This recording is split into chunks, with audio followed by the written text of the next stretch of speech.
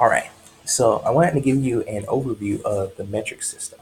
So it's going to be different from the customary system.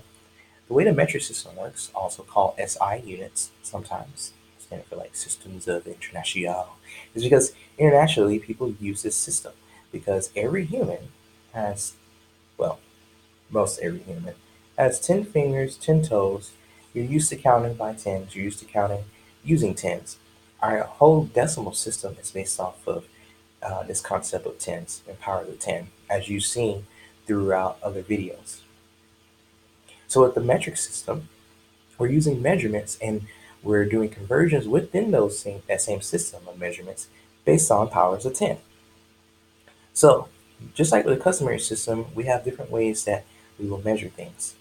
All right, so we have distance, which will tell us how to go from one point to the next. So one point to the next, and uh, so we have distance that goes from one point to the next. That's measured in meters. We have capacity, which many of you will see on your bottles of water or even on your gallons. You'll see. Sorry, I got a little thirsty here. So you'll see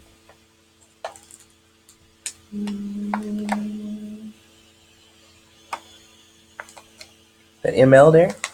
That L is liters, and that's how you measure these. You measure capacity based off of liters. We have area and volume again, which we talked about when we looked at the overview of the customary system, where distance again goes from point A to point B. Area then goes from, hey, what about covering this entire space? And then volume goes from taking that space over another distance. And so distance is in meters, so the area would have to be in meters squared or square meters. Volume would have to be in cubic units, so it would be in cubic meters. And then lastly here, we have weight. No, no.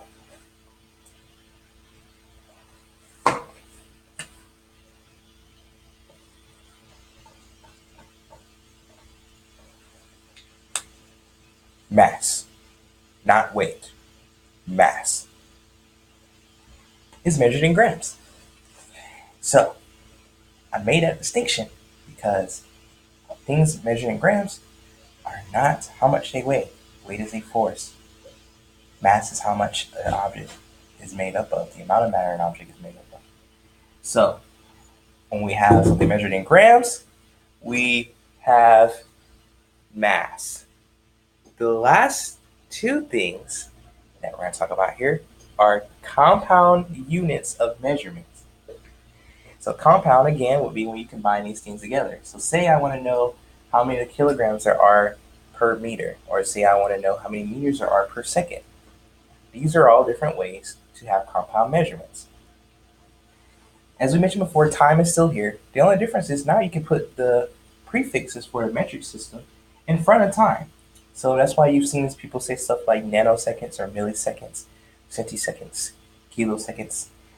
We still have seconds, minutes, hours, days, and years, and weeks, months, centuries, decades, millennia. Okay, I'm not going to leave you this time. Because there's one other important thing I want to talk about with the metric system. You don't have to just use it for these measurements. With the metric system, the way it works, you can use it for anything. I can measure how many Stevens, how many markers, how many teeth, how many bugs. I can measure anything I want with the metric system because the prefixes can always be used. Can't necessarily do that with the US customer system. In fact, you can't. So let's look at how we have different prefixes within the metric system. So these are all actually based off of our place values. So I'm going to start with the largest common one we'll use, which is kilo. Okay. So we have kilo. Then we have deca. Then after deca, we have, actually, we have kilo. We have hecta, or hecta. Then we have deca. Then we have our base unit. After our base unit of measurement, which we'll have our deci. we'll have centi, and we have milli. Let's take a quick look at those. We have kilo, we have hecto, we have deca, we have our base unit of measurement, we have deci, we have centi, and we have milli. And all of these are going to be prefixes that we'll see when we're measuring with the metric system. And as I said before, we don't have to just use those with distance, area, volume, time, capacity, and mass. We can use these with anything.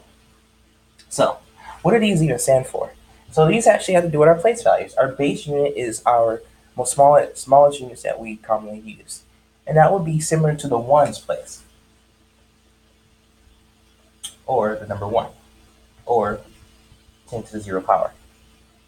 As we move up here, these would be increasing our place value. So this would then be the tens, the hundreds, and the thousands.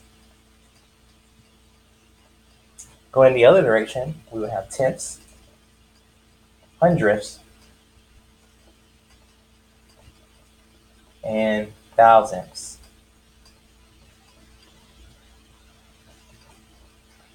So tens, hundreds, thousandths, tenths, hundredths, and thousandths. Or 10 to the first, 10 to the second, 10 to the third, 10 to the negative first, 10 to the negative second, 10 to the negative third.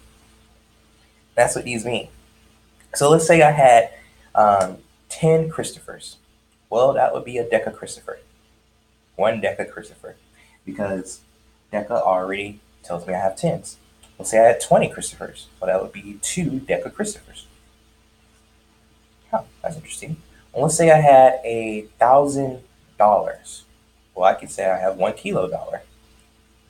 Right? If you're getting robbed, someone comes up to you and they're like, "Hey, give me all your money. I only have $1 dollar." That's it? That's all I got. I only have $1 dollar. Okay. Because maybe they don't understand mathematics and they don't understand that kilo means 1,000. Maybe they do. It's actually a common term that's used a lot. So maybe you trick them with like 10 hecto dollars. Like, what is that? Some kind of weird Bitcoin thing? Maybe. But going to smaller units, like deci, centi, and milli, you've seen milli. Actually, I showed you milli on the bottle here. We're looking at capacity. We have 500 milliliters. And what that means is we have 500 thousandths of a liter. Well, 500 thousandths, if you think about it as a fraction, it's just half, right? So this would be half of 1 liter. But another way to measure that would be saying 500 milliliters. So these are all prefixes that will go in front of a word like Christopher, or dollars, or meters, liters, grams, meters squared, cubic meters, seconds, minutes, hours, days, any unit of measurement that you want, anything that you need to be able to count. You can put these in front of it. And so this is why in the scientific community we use these a lot, because we need to be able to quickly measure things or have a different representation of them. These make it a lot easier to do. Also with scientific notation, we can quickly convert from, if I have something to times 10 to the third in scientific notation or engineering notation, I already can say, oh, that's a kilo of that. Call it done.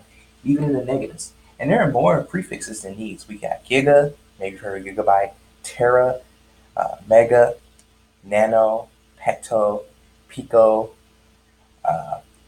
tons and tons of different measurements, tons of different prefixes in the metric system. Okay, so you're going to be using these with those 5 basic ones, but there are also some fun examples just thrown in there just so you can get used to the idea that, hey, it's the prefix part of it that matters. All right, good luck, and I'll see you soon.